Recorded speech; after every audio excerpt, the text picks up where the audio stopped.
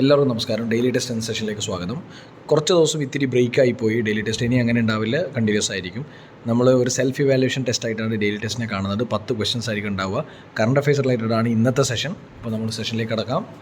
ആദ്യത്തെ ചോദ്യം, chief post master general ആയി ചുമതലയേറ്റതാര്?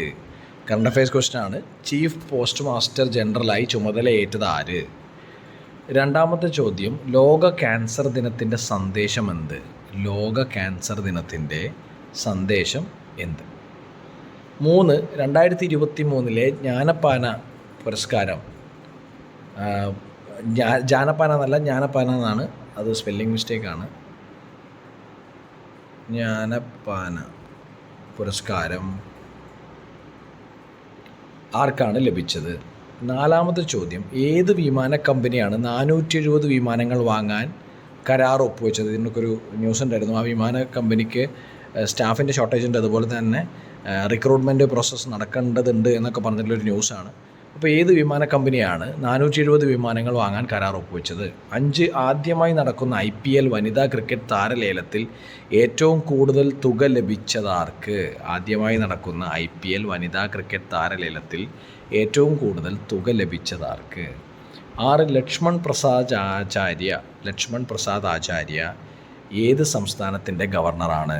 ലക്ഷ്മൺ പ്രസാദ് ആചാര്യ ഏത് സംസ്ഥാനത്തിൻ്റെ ഗവർണറാണ്? 7, ജീൻ ലൂക്ക് ഗോദർദ് ഏത് മേഖലയുമായി ബന്ധപ്പെട്ടതാണ്? വളരെ ഇമ്പോർട്ടൻ്റ് ആണ്, വളരെ ഇമ്പോർട്ടൻ്റ് ആയിട്ടുള്ള ചോദ്യമാണ്, എക്സ്പെക്ട് ചെയ്യാൻ പറ്റുന്നൊരു ചോദ്യമാണ്.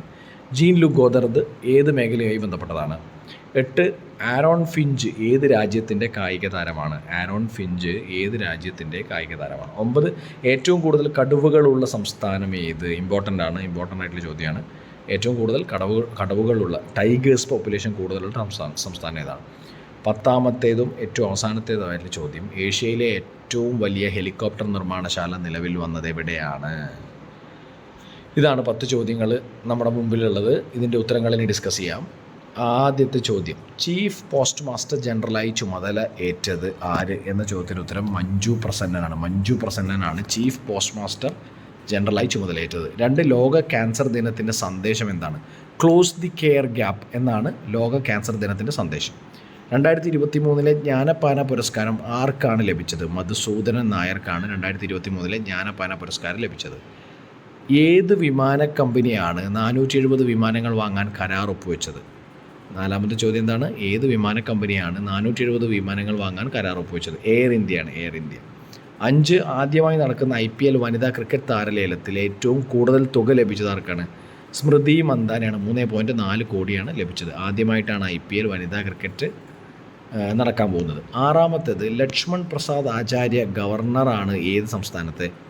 സിക്കിമാണ് സംസ്ഥാനം. ലക്ഷ്മൺ പ്രസാദ് ആചാര്യ. ജീൻ ലൂക്ക് ഗോദർദ് ഏത് മേഖലയുമായി ബന്ധപ്പെട്ടതാണ്? ഫ്രഞ്ച് സിനിമ സംവിധായകനാണ് ജീൻ ലൂക്ക് ഗോദർദ്. വളരെ ഇമ്പോർട്ടൻ്റ് ആണ്, ഈയിടെ മരിച്ചു പോയതാണ്, അതുകൊണ്ട് തന്നെ ഇമ്പോർട്ടൻ്റ് ആയിട്ടുള്ള കാര്യമാണ്. ആരോൺ ഫിഞ്ച് ഏത് രാജ്യത്തിൻ്റെ കായിക താരമാണ്? ഓസ്ട്രേലിയ ആണ് അദ്ദേഹത്തിൻ്റെ രാജ്യം. ഓസ്ട്രേലിയൻ ക്രിക്കറ്റ് പ്ലെയറാണ് ആരോൺ ഫിഞ്ച്. ഇതിനിടെ വിരമിക്കൽ പ്രഖ്യാപനം ഉണ്ടായിരുന്നു, അതുകൊണ്ടാണ് ന്യൂസിൽ വന്നത്. 9, ഏറ്റവും കൂടുതൽ കടുവകളുള്ള സംസ്ഥാനം ഏതാണ്? മധ്യപ്രദേശാണ് ഏറ്റവും കൂടുതൽ കടുവകളുള്ള സംസ്ഥാനം. 10, ഏഷ്യയിലെ ഏറ്റവും വലിയ ഹെലികോപ്റ്റർ നിർമ്മാണശാല നിലവിൽ വന്നത് തുംകൂരാണ്. തുംകൂർ ഏത് സംസ്ഥാനത്താണ്? കർണാടകയാണ്. അപ്പോൾ ഇത്രയുമാണ് നമ്മുടെ ഡെയിലി ടെസ്റ്റ്. ഇന്നത്തെ കട്ട് ഓഫ് എന്ന് പറയുന്നത് കറണ്ട് അഫയേഴ്സ് ഉള്ളത് കാരണം 8 10ൽ 8 മാർക്കാണ് കട്ട് ഓഫ്. എല്ലാ ദിവസവും കറണ്ട് അഫയേഴ്സ് ഫോളോ ചെയ്യുന്നവർക്ക് വളരെ ഈസി ആയി തോന്നുന്ന ഒരു എക്സാം ആയിരിക്കും ഇത്. Bye, take care. ഈ ഇറഗുലാരിറ്റിക്ക് ഞാൻ ക്ഷമ ചോദിക്കുകയാണ്, കാരണം ഈ ഹോസ്പിറ്റലൈസേഷനുമായി ബന്ധപ്പെട്ട് 2-3 ദിവസം അവിടെ ഇവിടെയൊക്കെ ആയിട്ടാണ് ഈ പറയുന്ന അപ്ലോഡുകൾ കൃത്യമാവാത്തത്. നാളെ മുതലുള്ളത് വളരെ കൃത്യമായിട്ട് മുമ്പോട്ട് പോകുന്നതായിരിക്കും. Bye, take care.